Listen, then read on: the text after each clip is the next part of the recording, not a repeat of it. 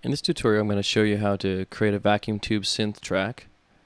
This is part number 1 of the project, and I'm going to change it a bit from the preset, and then I'm going to also automate it.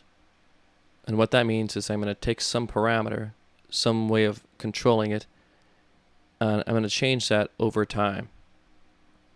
In particular, I'm going to do that with a low pass filter, and I'm doing that because it's a really popular way of changing a synthesizer sound. A low pass filter allows all the low sounds to come through and then cuts out the higher harmonies or higher harmonics of an individual sound. You hear these in sweeping sounds in dance music before builds, and you hear it in a lot of other effects as well.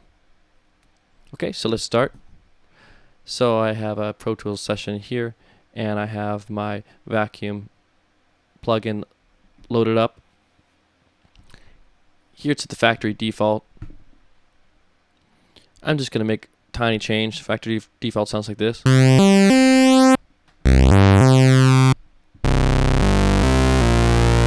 And I just changed this vacuum tube oscillator here so that it would be lower by an octave.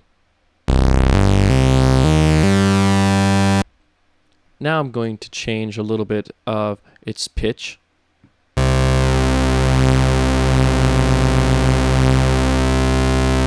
Here it is normally. I'm going to lower it just a bit, and it's going to make it just off of the other pitch, which will make it sound wider or fatter.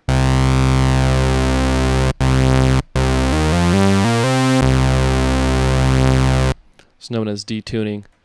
Okay, so that's probably good enough for me. Maybe I want to change this type of waveform too.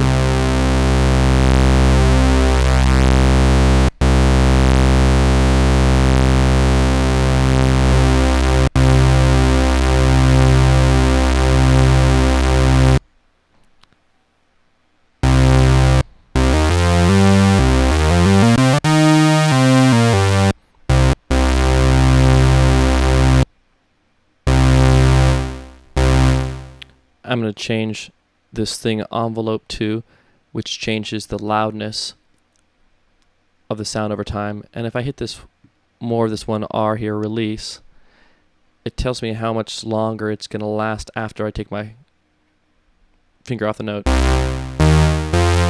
Now you can hear it kind of decaying over time then, see? Some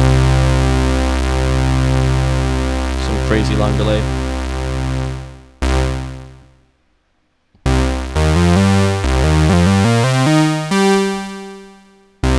I could also make it so it's not so percussive when it starts if I make it slower to start out its sound, or if I make this attack longer.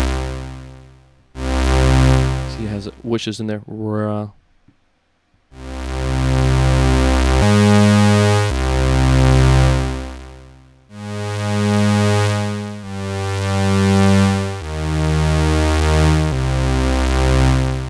But no, I want the percussive sound.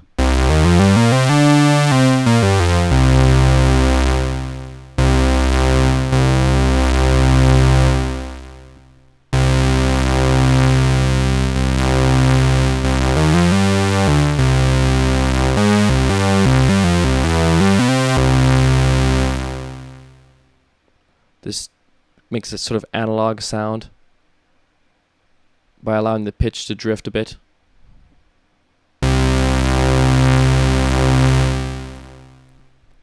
Okay, so now let's go ahead and record it.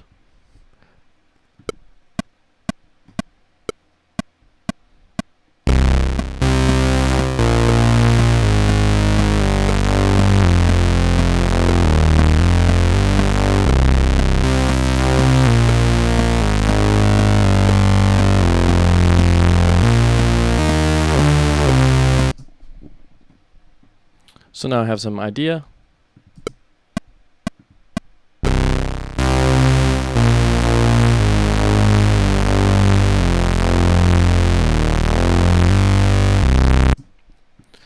And the next thing I need to do is I need to change this cutoff frequency in this low pass filter.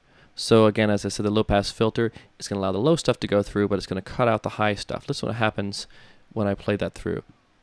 I'm going to select a little selection, hold down Control and hit the play button. It'll loop through this little area.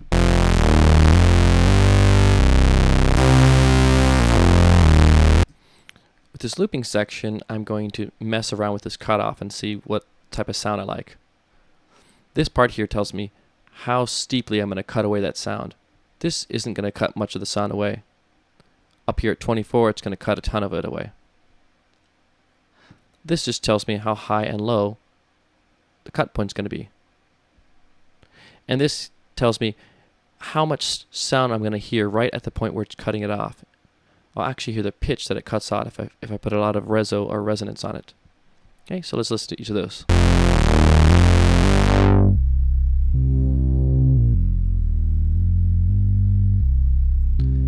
Now it sounds close to a bass sound, which is similar to a sine wave with no harmonics above it. So it has a very mellow sound. I'm going to move it up.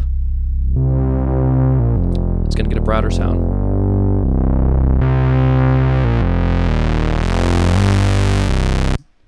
I can also change how much it's making this cutoff come. So this value here in slope will do that.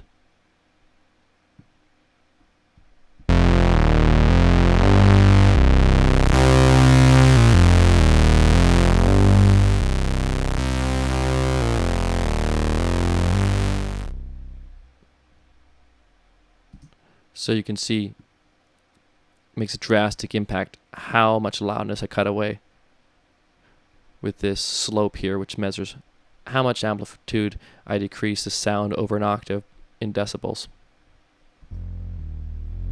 I'm going to get a nice steep curve.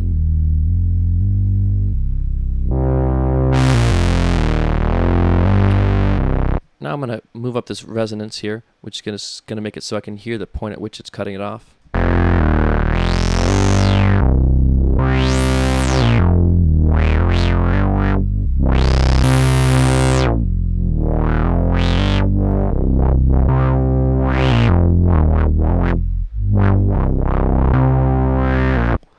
So that gives it like that wah sound, or that wobble bass sound. And I can adjust how much I want. That sounds pretty good. Here's an extreme amount.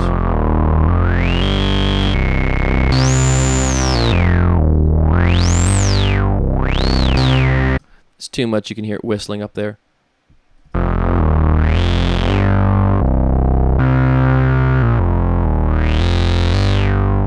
There you can hear it and it gives some edge to it, but at the same time it's not super in your face. So I like that setting there.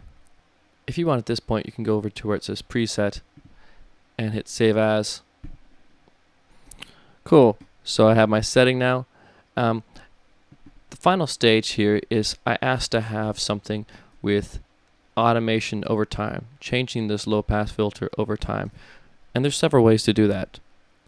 One way here is in each of the plugins that I have in Pro Tools, there's going to be a button that says Auto here. And if I click Auto, which stands for automation, it lists all the things that are in the plugin. And I can take any of those and change them over time or automate them. They call it automation because once you play it back again, the computer is going to go through and change all the knobs for you so you don't have to do it. And we'll see what that means in just a second here. So I'm going to pick my vacuum tube low pass filter over here.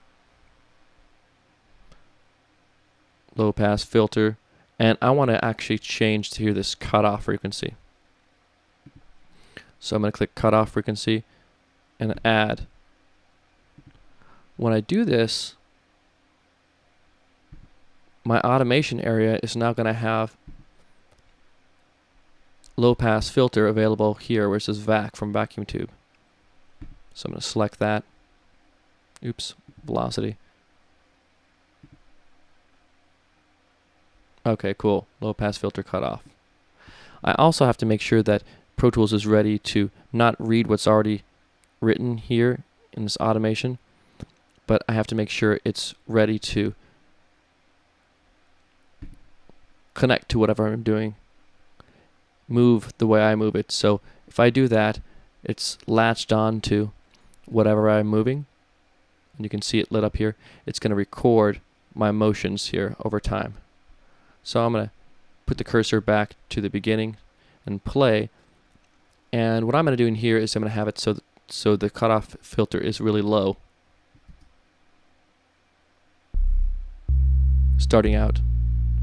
And then over time,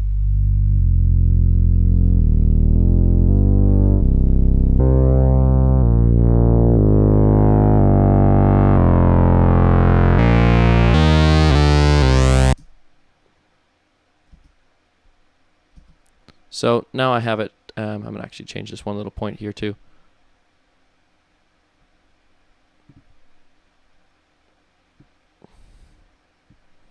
Stay up here.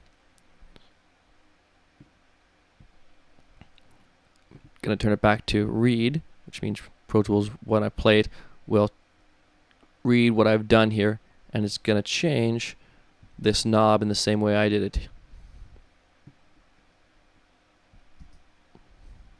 So at first nothing happens. You hear the mellow sound.